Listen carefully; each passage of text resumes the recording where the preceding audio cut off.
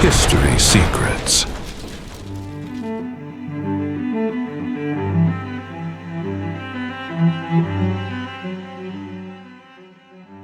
Existe algo profundamente errado acontecendo no mundo, e talvez você já esteja sentindo isso, mesmo sem conseguir explicar. Os números não mentem, mas a forma como eles são apresentados quase sempre esconde o que realmente importa. Durante quase 200 anos, uma nação cresceu com relativa estabilidade. A dívida existia, mas era controlável. Era parte do jogo. Então, algo mudou. De forma quase imperceptível no início, e depois de maneira explosiva, a dívida começou a crescer sem parar. Hoje, ela não apenas aumentou, ela saiu completamente de controle. Estamos falando de dezenas de trilhões de dólares acumulados por um único governo.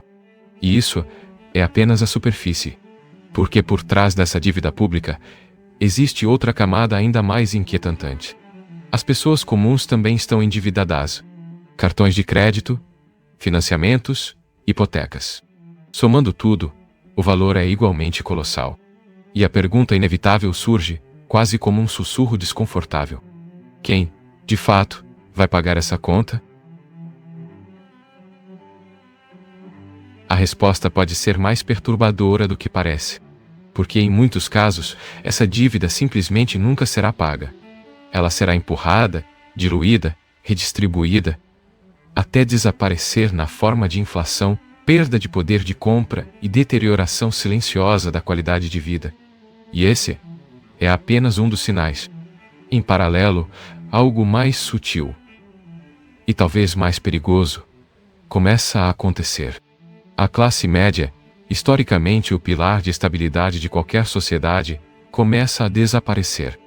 Não de forma abrupta, mas como uma erosão constante. Pequenas perdas, acumuladas ao longo do tempo, até que a estrutura inteira se torna frágil.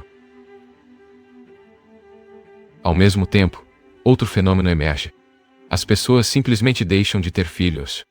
Não por falta de capacidade biológica, mas por falta de perspectiva. O futuro deixa de parecer um lugar seguro para investir uma nova vida. E quando uma sociedade para de se reproduzir, ela não apenas envelhece. Ela entra em um processo silencioso de contração. Esse padrão não está isolado. Ele se repete em diversos países do chamado mundo ocidental. Preços de imóveis sobem a níveis inacessíveis. A inflação corrói lentamente o cotidiano. O crescimento econômico parece existir apenas nos gráficos, enquanto a realidade concreta se torna mais difícil. A desigualdade aumenta, não apenas como um conceito abstrato, mas como uma experiência vivida. Algumas pessoas acumulam ativos. Outras acumulam dívidas. E no meio disso tudo, o sistema continua funcionando, pelo menos na aparência. Mas quando um sistema continua operando mesmo quando seus fundamentos estão deteriorados, isso levanta uma questão inevitável. Estamos diante de uma falha ou de um projeto? Essa pergunta abre espaço para múltiplas interpretações. Uma das explicações mais conhecidas é o chamado neoliberalismo. A ideia de que tudo deve ser guiado pelo crescimento econômico. Se a economia cresce, tudo se resolve. Se os números são positivos, o sistema está saudável. Mas essa lógica assume algo fundamental: que crescimento econômico automaticamente se traduz em bem-estar coletivo. E isso nem sempre acontece. Outra interpretação aponta para o avanço das grandes corporações tecnológicas. Uma concentração de poder sem precedentes. Empresas que não apenas dominam mercados, mas influenciam comportamentos, decisões e até percepções da realidade. Dentro dessa leitura, surge uma hipótese mais inquietante. E se o objetivo não for apenas crescimento, mas controle? Porque, quando você não possui uma casa, não possui ativos, e depende completamente de sistemas externos para sobreviver, sua margem de autonomia diminui drasticamente. Existe também a ideia de uma reorganização global. Um sistema mais centralizado, onde fronteiras perdem importância e decisões passam a ser tomadas em níveis supranacionais. E, em paralelo, teorias ainda mais controversas aparecem, como a substituição populacional. A hipótese de que determinadas populações estariam sendo gradualmente substituídas por outras consideradas mais fáceis de administrar. Essas ideias circulam, ganham força em determinados grupos, são rejeitadas em outros. E é importante manter uma distinção clara. São interpretações, não necessariamente fatos. Mas talvez exista uma maneira mais direta, e menos ideológica, de analisar tudo isso. Sempre que você observa uma mudança estrutural em grande escala, existe uma pergunta que pode simplificar a análise de forma brutal. Quem se beneficia? Essa pergunta corta camadas de discurso e vai direto ao ponto. Por que sistemas, no fim das contas, tendem a favorecer determinados grupos? Se os preços dos imóveis estão subindo constantemente, alguém está ganhando com isso. Se o mercado financeiro cresce enquanto a renda real estagna, existe um grupo sendo beneficiado. E quando você começa a conectar esses pontos, um padrão começa a emergir. Não é imediato. Não é óbvio. Mas, aos poucos, ele se torna difícil de ignorar. Existe um grupo específico que parece estar em uma posição extremamente favorável dentro dessas transformações. Um grupo que se beneficia da valorização de ativos, que não depende diretamente do crescimento do trabalho produtivo, que não é afetado da mesma forma pela inflação no cotidiano, e que, ao mesmo tempo, possui influência política e econômica significativa. A partir desse ponto, a análise deixa de ser apenas econômica e se torna estrutural, porque talvez o que estamos observando não seja apenas uma crise, talvez seja uma reorganização silenciosa. Existe um detalhe que muda completamente a forma como você interpreta tudo isso, e ele quase nunca é discutido de forma direta. Não estamos lidando apenas com economia. Não estamos lidando apenas com política. Estamos lidando com uma mudança estrutural na própria composição da sociedade. Nunca, em toda a história humana, existiu uma quantidade tão grande de pessoas idosas. E mais importante ainda, tão grande de pessoas idosas com riqueza acumulada. Esse não é um fenômeno trivial. Ele altera completamente o equilíbrio de forças dentro de um sistema.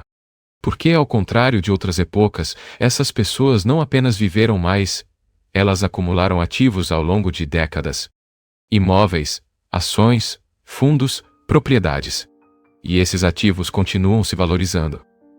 Ao mesmo tempo, as gerações mais jovens entram no sistema em uma posição completamente diferente. Mais endividadas, com menos acesso a patrimônio, e enfrentando custos muito mais altos para viver.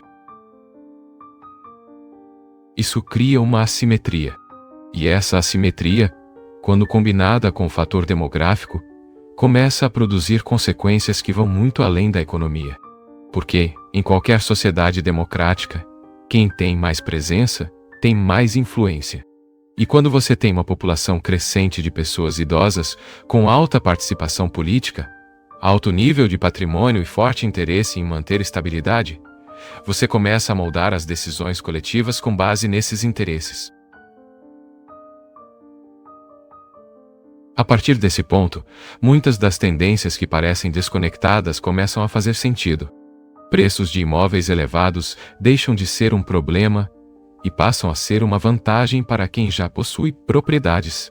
Mercados financeiros inflados deixam de ser uma bolha preocupante e passam a ser uma fonte contínua de valorização para quem já está dentro.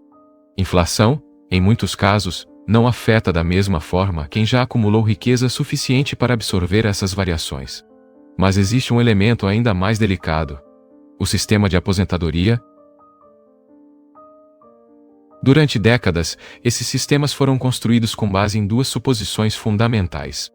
A primeira, as pessoas se aposentariam e viveriam poucos anos depois disso. A segunda, os investimentos cresceriam de forma relativamente previsível ao longo do tempo. Nenhuma dessas suposições se sustenta mais. As pessoas não estão morrendo no ritmo esperado. Elas estão vivendo mais, muito mais. E os mercados financeiros não são estáveis. Eles oscilam, sobem, descem, geram ganhos e perdas. Isso cria uma pressão enorme sobre os fundos de pensão. Porque, em termos simples, há mais pessoas retirando dinheiro do que pessoas colocando dinheiro no sistema. Esse é o tipo de problema que não aparece de forma imediata. Ele cresce lentamente, quase invisível, até que atinge um ponto crítico. E quando esse ponto chega, não existe ajuste suave. Existe ruptura. Ao mesmo tempo, outro desequilíbrio surge. A proporção entre trabalhadores e aposentados começa a inverter. Durante muito tempo, o sistema funcionou com uma lógica simples. Vários trabalhadores sustentando um número menor de aposentados. Mas agora, essa proporção está mudando. Menos trabalhadores, mais aposentados. E isso não é apenas um detalhe estatístico. Isso redefine completamente a sustentabilidade do sistema. Porque, em última instância, alguém precisa produzir. Alguém precisa gerar riqueza real. E quando a base produtiva encolhe enquanto a demanda por recursos aumenta, a tensão se torna inevitável. Esse é o ponto onde a análise deixa de ser confortável. Porque não se trata mais apenas de números. Trata-se de conflito de interesses. De um lado, uma geração que acumulou riqueza, vive mais tempo e quer preservar seus benefícios. Do outro, uma geração que entra no sistema com menos recursos, mais dívida e menos perspectivas. E quando esses interesses entram em choque, o sistema precisa tomar decisões. Nem sempre explícitas. Nem sempre declaradas. Mas decisões que, na prática, favorecem um lado mais do que o outro. Esse é o momento em que surge um conceito que, embora pouco discutido, explica muito do que estamos vendo. Gerontocracia. Um sistema onde o poder, político, econômico e institucional, está concentrado nas mãos de pessoas mais velhas. Isso não significa necessariamente que essas pessoas sejam incompetentes, nem que não tenham mérito. Mas significa que suas prioridades são diferentes. E prioridades moldam decisões. Jovens tendem a buscar mudança, experimentação, transformação. Adultos tendem a buscar equilíbrio, crescimento controlado, estabilidade progressiva. Mas idosos tendem a buscar segurança. E segurança, quando elevada ao extremo, se transforma em resistência à mudança. Isso explica por que sistemas inteiros começam a se tornar mais rígidos, mais lentos, mais resistentes a qualquer tipo de transformação estrutural. Porque qualquer mudança representa risco. E risco, para quem já acumulou muito, é algo a ser evitado a qualquer custo. Isso começa a se refletir em políticas públicas, em decisões econômicas, e até mesmo na forma como a sociedade lida com liberdade individual. Porque, em um ambiente onde a prioridade é segurança, o controle se torna uma ferramenta legítima. Mais vigilância, mais regulamentação, mais interferência na vida cotidiana. Nem sempre de forma agressiva. Muitas vezes, de forma gradual, quase imperceptível, mas constante. E quando você observa esse padrão ao longo do tempo, percebe que não se trata de eventos isoladosos. Trata-se de uma direção. Uma direção que, lentamente, vai redesenhando a forma como a sociedade funciona. E talvez a pergunta mais desconfortável não seja se isso está acontecendo, mas até onde isso pode chegar. Se você levar essa lógica até as últimas consequências, algo começa a ficar claro, e não é confortável. Quando uma sociedade passa a ser dominada por uma estrutura voltada quase exclusivamente para a segurança, estabilidade e preservação de patrimônio, o comportamento coletivo começa a mudar, e não de forma sutil. A primeira transformação acontece na liberdade. Não necessariamente através de repressão explícita, mas por meio de pequenas concessões, ajustes aparentemente razoáveis, medidas justificadas por proteção, saúde, ordem ou bem-estar. Cada uma delas, isoladamente, parece aceitável, mas o conjunto conta outra história. A vigilância aumenta. Tecnologias que antes eram ferramentas passam a se tornar mecanismos de monitoramento constante. O que você faz, onde você vai, com quem você fala, o que você consome, tudo pode ser registrado. Tudo pode ser analisado. E, eventualmente, tudo pode ser controlado. Mas esse controle não vem com a aparência de opressão.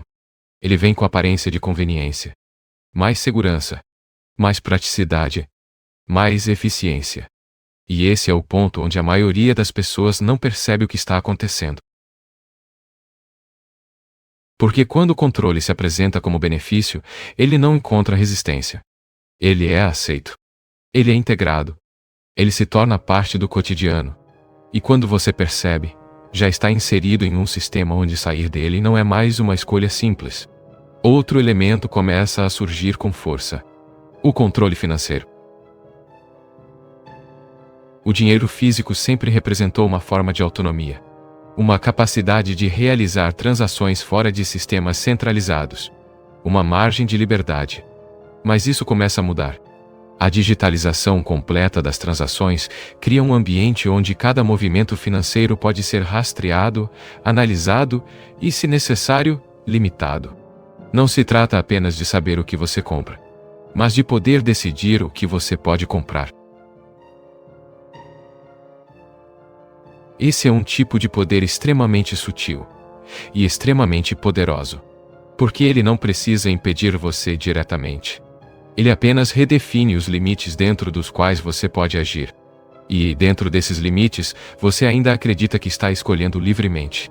Outro ponto começa a emergir nesse cenário: a reorganização da força de trabalho. Se existe uma população envelhecida, com alta concentração de riqueza e necessidade crescente de serviços, então surge uma demanda específica. Cuidadores, enfermeiros, trabalhadores operacionais. Pessoas dispostas a realizar tarefas que muitas vezes não são valorizadas, mas são essenciais. E se a população local não quer ou não pode assumir essas funções, a solução se torna quase automática: importar mão de obra. Isso leva a um aumento significativo da imigração. Não necessariamente por razões humanitárias, mas por necessidade estrutural. O sistema precisa de pessoas jovens. Precisa de trabalhadores. Precisa de sustentação. E isso cria uma dinâmica complexa. Porque, ao mesmo tempo em que resolve um problema imediato, também gera tensões sociais, culturais e econômicas. Mas, dentro da lógica do sistema, isso é secundário. O objetivo principal é manter a estrutura funcionando. E qualquer medida que contribua para isso tende a ser adotada, mesmo que os efeitos colaterais sejam significativos. Existe ainda um aspecto mais delicado: a relação com o controle social direto. Quando a prioridade máxima é segurança, qualquer comportamento considerado fora do padrão passa a ser visto como risco, e riscos precisam ser controlados. Isso pode se traduzir em mais leis, mais regulamentações, mais presença do Estado em áreas que antes eram privadas. Não necessariamente com violência, mas com autoridade constante. A vida cotidiana começa a ser moldada por regras cada vez mais detalhadas. O que pode ser dito? O que pode ser feito? Como você deve agir? E, pouco a pouco, a margem de espontaneidade diminui. Não de uma vez, mas progressivamente, até que a própria ideia de liberdade começa a ser reinterpretada. Liberdade deixa de ser ausência de controle e passa a ser definida como conformidade dentro de um sistema seguro. E essa mudança é profunda, porque ela não altera apenas comportamentos. Ela altera percepções. Ela altera valores. Ela altera a forma como as pessoas entendem o mundo. E talvez o ponto mais inquietante seja este. Esse processo não precisa de um plano centralizado. Não precisa de uma conspiração coordenada. Ele pode emergir naturalmente, a partir dos incentivos corretos, a partir das prioridades dominantes, a partir da estrutura demográfica. Quando você junta envelhecimento populacional, concentração de riqueza, pressão sobre sistemas de pensão, necessidade de estabilidade e medo de perda, o resultado tende a seguir uma direção previsível. Mais controle, mais rigidez, mais preservação, menos mudança.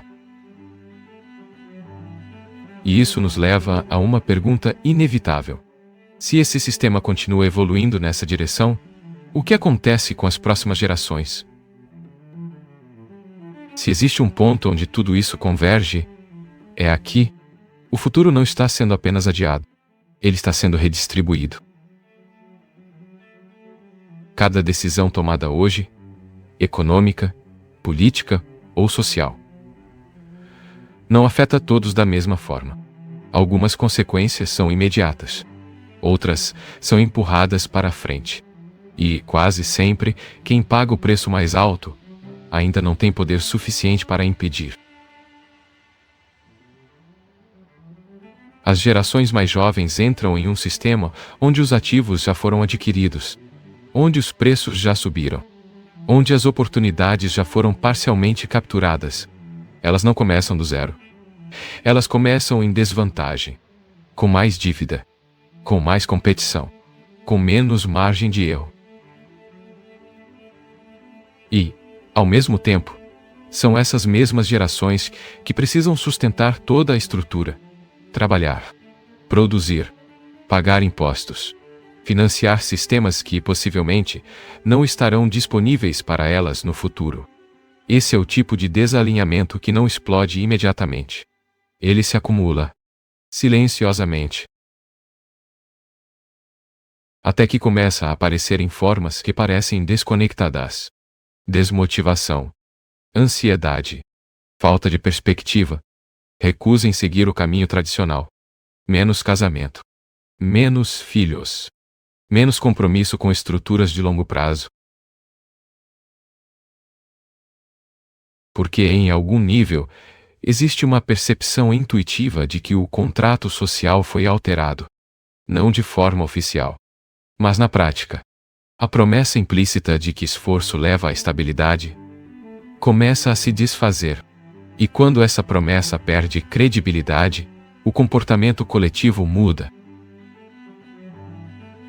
As pessoas passam a jogar outro jogo.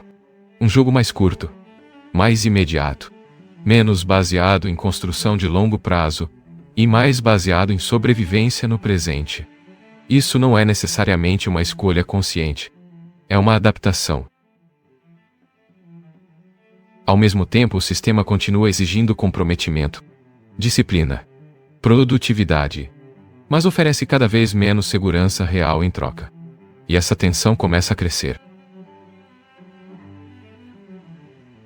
Existe ainda uma consequência mais profunda e menos visível: a mudança na relação com o próprio sentido de vida. Quando o futuro deixa de parecer promissor, o presente se torna pesado. Quando o esforço não garante retorno, a motivação se fragiliza. E quando a estrutura perde coerência, o indivíduo começa a se desconectar dela. Isso cria um tipo de vazio, não necessariamente material, mas existencial. Um sentimento difuso de que algo não está certo, mesmo quando tudo parece funcional na superfície. E esse tipo de vazio não pode ser resolvido apenas com políticas econômicas. Ele exige algo mais profundo. Mas o sistema, focado em estabilidade e controle, raramente aborda essa dimensão. Então, o que acontece? As pessoas buscam alternativas, novas formas de viver, novas formas de trabalhar, novas formas de se relacionar com o mundo. Algumas dessas alternativas são construtivas, outras são destrutivas, mas todas têm uma origem comum: a tentativa de recuperar algum grau de autonomia. Porque, no fim das contas, é isso que está sendo gradualmente reduzido: autonomia, capacidade de escolha real, capacidade de construir algo próprio, sem depender completamente de estruturas externas. E quando essa capacidade diminui, a reação não é uniforme. Alguns se adaptam. Alguns resistem. Alguns simplesmente se desconectam. Mas o sistema continua avançando. A lógica estrutural não para. Ela não espera consenso. Ela não pede permissão. Ela segue os incentivos. E os incentivos, neste momento, apontam para a continuidade desse modelo. Mais concentração. Mais controle. Mais dependência. Menos margem para desvios. Isso nos leva ao ponto final dessa análise. Não como conclusão definitiva, mas como reflexão inevitável. Se tudo isso não é resultado de uma única causa, se não existe um único responsável, se é apenas a consequência natural de múltiplos fatores se combinando, então a pergunta muda completamente. Não é mais quem está fazendo isso, mas sim, por que ninguém está impedindo? E talvez a resposta seja a mais desconfortável de todas, porque para impedir seria necessário mudar o sistema. E mudar o sistema significa ameaçar exatamente aqueles que mais se beneficiam dele. E quando quem tem poder não tem incentivo para mudar, a mudança não acontece. Pelo menos, não de forma gradual. Existe um ponto em que todas essas linhas de análise se cruzam, e ele não está nos dados, nem nas teorias. Ele está na consequência. Porque, independentemente da causa, seja incompetência, incentivo econômico, estrutura demográfica ou simples inércia, o resultado começa a se manifestar de forma concreta. E resultados não podem ser ignorados para sempre. Sistemas não entram em colapso de forma súbita. Eles se desgastam, se tornam menos eficientes, menos responsivos, mais pesados, mais lentos, até que, em algum momento, deixam de funcionar como esperado. E quando isso acontece, existem apenas dois caminhos possíveis: adaptação ou ruptura. A adaptação exige consciência. Exige reconhecimento do problema. Exige disposição para mudar estruturas profundamente enraizadas. Mas esse tipo de mudança raramente vem de quem está confortável. Já a ruptura não exige planejamento. Ela acontece quando a pressão acumulada ultrapassa o limite de sustentação do sistema. E quando isso ocorre, ela não é controlada. Ela não é previsível.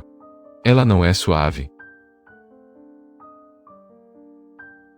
A questão, então, deixa de ser se o sistema é justo ou injusto, e passa a ser: ele é sustentável?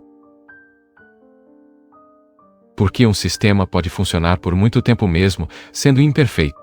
Mas nenhum sistema funciona indefinidamente quando seus próprios fundamentos estão sendo corroídos.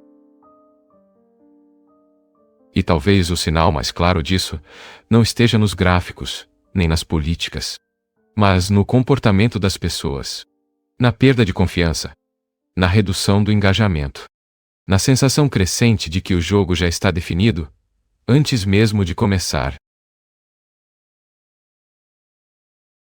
Esse é o tipo de percepção que não aparece em relatórios, mas que, quando se espalha, muda completamente a dinâmica de uma sociedade. Porque sistemas dependem de participação, dependem de crença, dependem de aceitação coletiva. E quando essa aceitação começa a enfraquecer, o sistema continua existindo, mas deixa de ser legítimo. E um sistema sem legitimidade pode continuar operando por um tempo, mas não indefinidamente. É nesse ponto que a análise precisa parar de olhar apenas para estruturas e começar a olhar para escolhas. Não apenas escolhas de governos, mas escolhas individuais. Como você reage a esse cenário? Você ignora? Você se adapta? Você tenta sair do jogo? Ou você tenta entender profundamente, para agir com mais consciência dentro dele. Não existe uma resposta única, porque cada posição dentro do sistema oferece possibilidades diferentes. Mas existe uma constante. Ignorar não impede que o sistema continue evoluindo. E talvez essa seja a reflexão mais importante. Você pode não controlar o sistema, mas pode escolher como se posicionar dentro dele. Pode escolher o que construir. Pode escolher no que acreditar. Pode escolher até onde se submeter e até onde resistir. E em um cenário onde estruturas se tornam cada vez mais rígidas, essa pode ser a única forma real de liberdade que ainda resta. Porque no final, a questão nunca foi apenas sobre economia. Nunca foi apenas sobre política. Nunca foi apenas sobre gerações. É sobre direção. Sobre para onde tudo isso está levando. E sobre quanto tempo ainda existe antes que essa direção se torne irreversível. Talvez não exista uma resposta definitiva, mas existe algo que já não pode mais ser ignorado. Algo mudou e continua mudando, silenciosamente, constantemente, e agora, inevitavelmente. Cada artefato encontrado, cada inscrição antiga, cada cidade perdida, representa apenas um fragmento de uma história muito maior. Ao juntar essas peças, tentamos compreender o mundo que existiu antes de nós. Mas quanto mais descobrimos, mais percebemos o quanto ainda permanece oculto. Porque o passado raramente revela todos os seus segredos. Este é Story Secrets. Porque alguns segredos da história ainda estão esperando para serem revelados.